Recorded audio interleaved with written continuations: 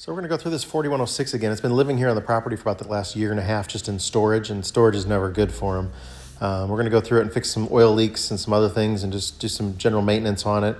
Not really sure what we're going to get into on it, but it's definitely not good for them to be sitting like this. It needs to get out on the road and get driven. It doesn't have current plates or anything. The current owner lives overseas, so just going to go through it and spend some time on it. We got a coolant leak there, engine oil leak there, and that's about a foot across.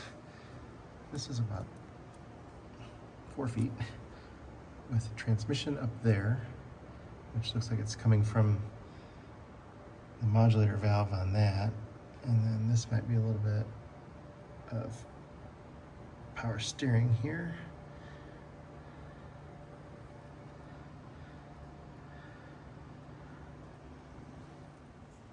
Looks like the transmission pan is leaking.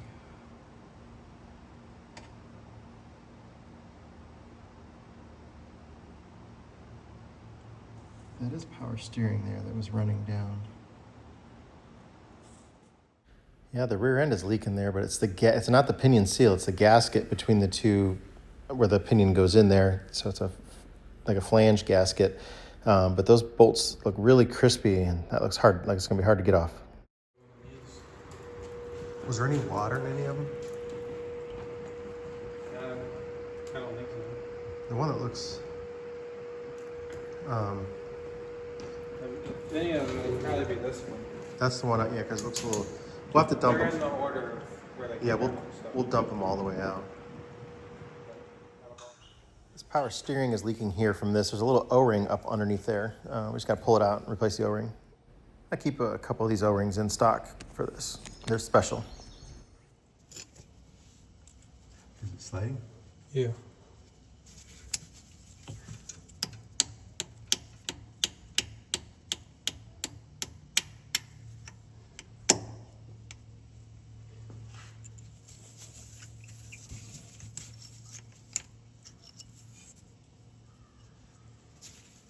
Spring isn't coming out.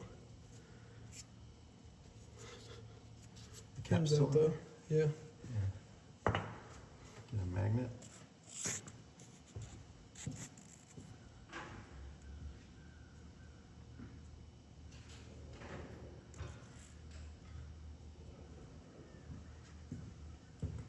Might explain why it's leaking. The spring's not putting tension on it.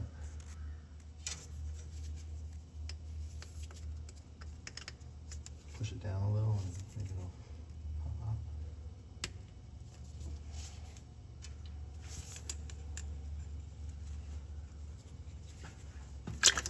There it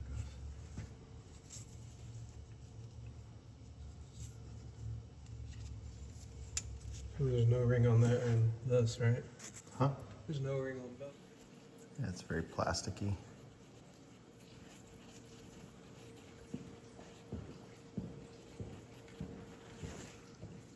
These little O-ring picks are nice where they go in and grab it without poking it like a regular pick.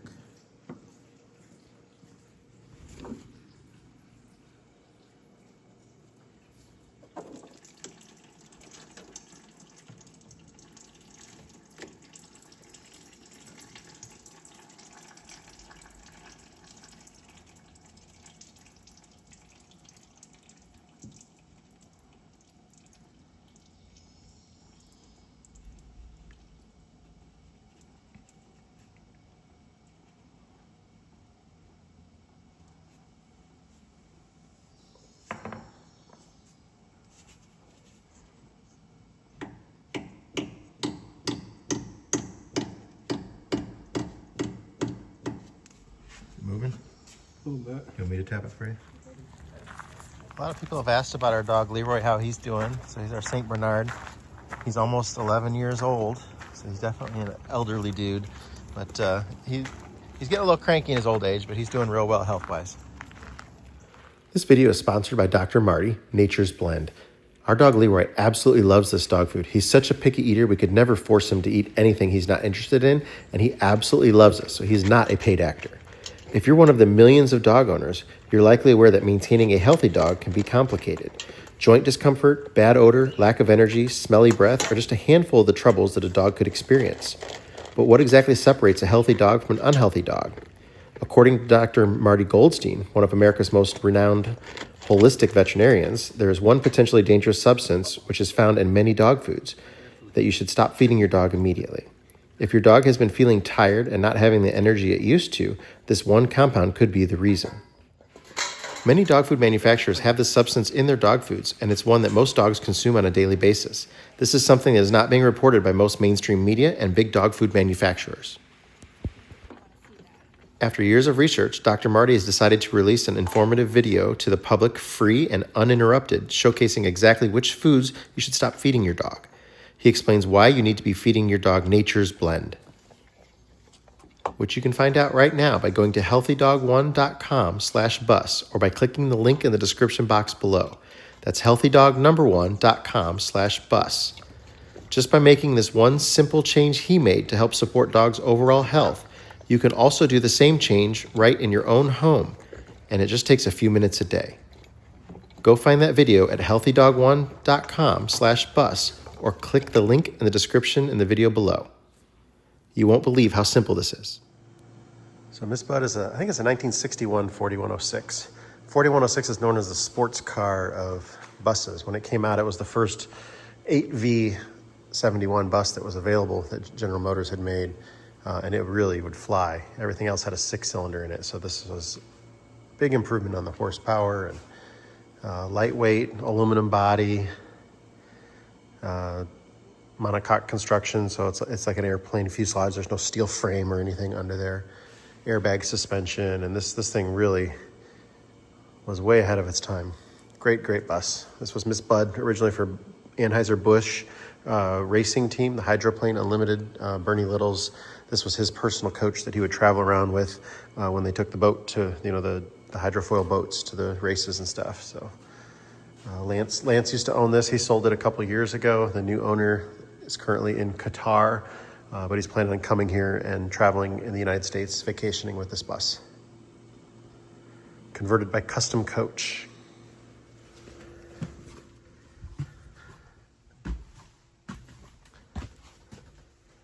It's definitely a timepiece in here, although he has updated when Lance owned it, he updated all the furniture. It's all the cabinetry and everything is still the same, but he changed the upholstery. He had it reupholstered, so it's more of a modern look than it used to be, very kind of 70s colorful in here. But Custom Coach has a unique look to everything, and this bus is really cool. He's going to convert it back to a bedroom back here instead of this kind of seating area. It's going to suit his needs to have a bedroom back here, and the bathroom in here. The toilet works and the sink and everything works. The shower was taken out, but they just need to reseal the walls in there and then put the fixtures back in to make it a shower. So he's gonna have an RV guy do that. So he'll be able to have it just like a regular RV again. But, yeah, Custom Coach.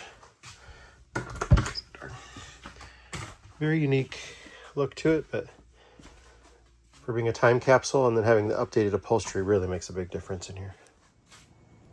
So we got a new trans filter on there, new coolant filter, both fuel filters. We changed the oil filter, which is a canister filter under there.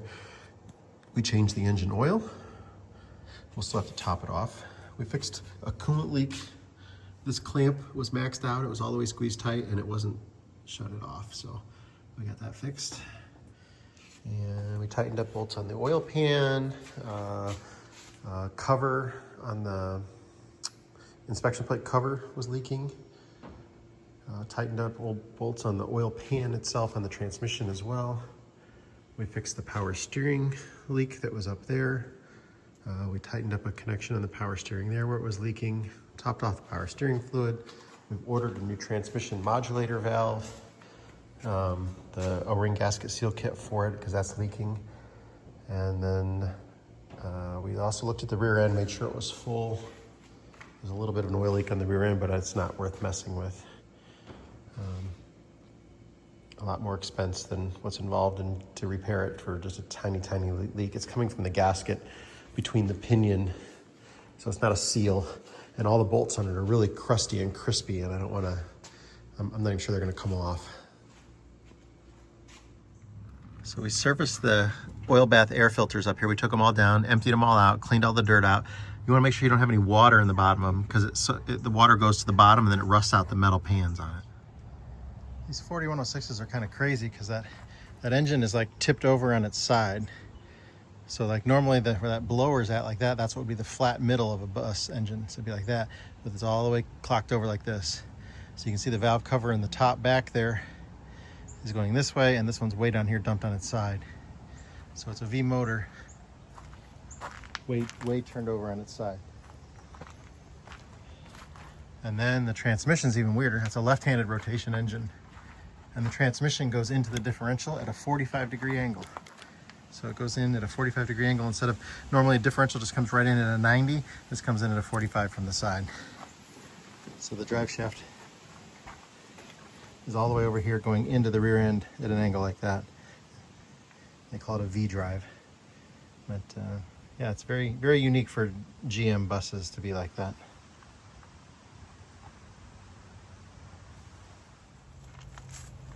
These batteries are not holding a charge. Even though we had these master switches off, after a couple days they're dying.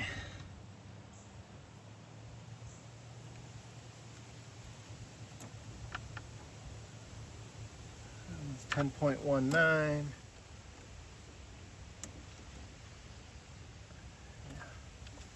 If they're hooked up together, so the positive just goes to positive, so it's going to be the same voltage. So if one of them, it's not going to give me two different readings the way they're hooked up. But it's a little bit low. It's not starting. It's just going click click. But yeah, even with those power switches off, so something is either tapped into them, which doesn't look like there is. Well, there is something going to that ground right there, whatever that little wire is. That may be bypassing the main shutoff switch there, which looks like it cuts the grounds. I hate when they do that.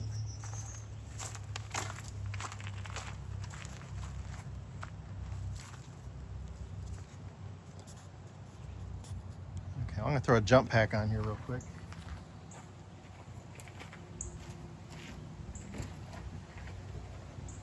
Got this one here from Harbor Freight. It's pretty good.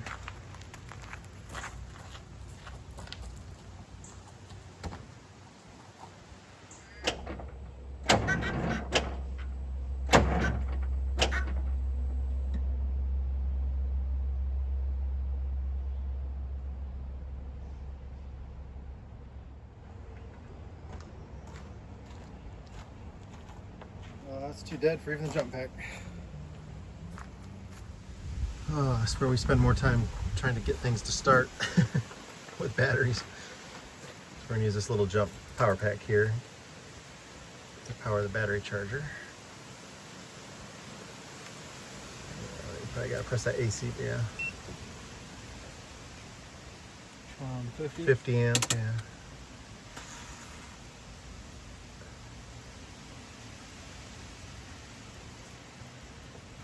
It's 900 watts. Turn it to 200 jump just to see if that battery pack will do it.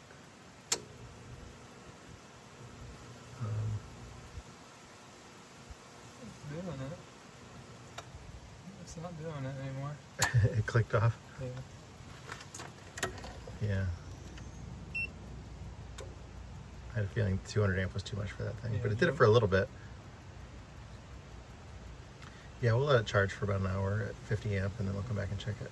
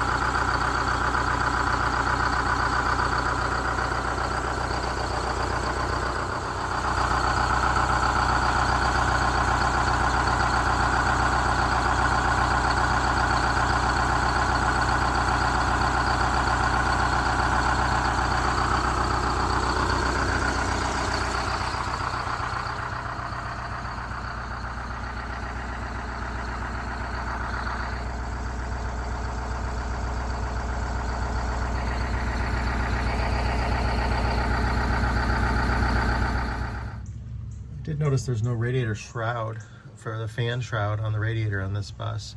He's gonna probably need to get one fabricated, although Lance said this bus never goes above 180, but having a shroud on there makes sure that it sucks the air through the radiator instead of being able to get it from everywhere else. So I should probably try to get one made to get on there.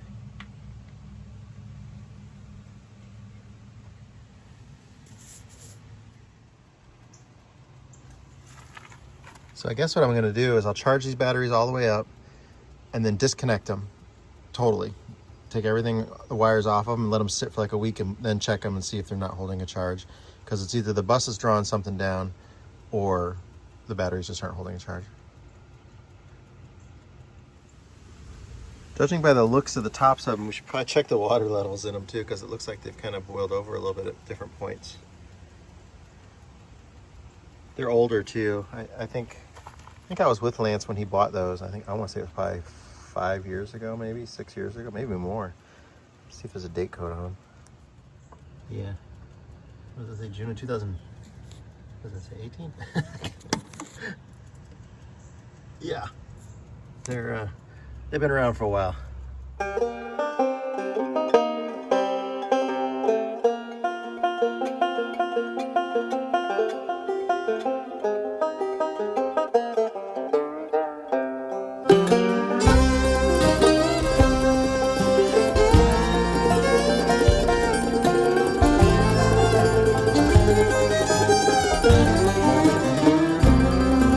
See that white smoke rising up the holler through the trees, and from a mile away you can hear them play as they climb that hill with ease.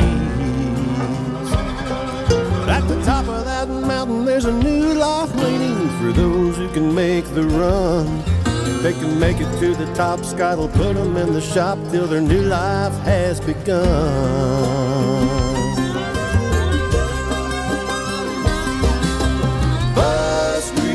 Mountain, where the buses come to run. Bus Grease Mountain, we're gonna get that big job done.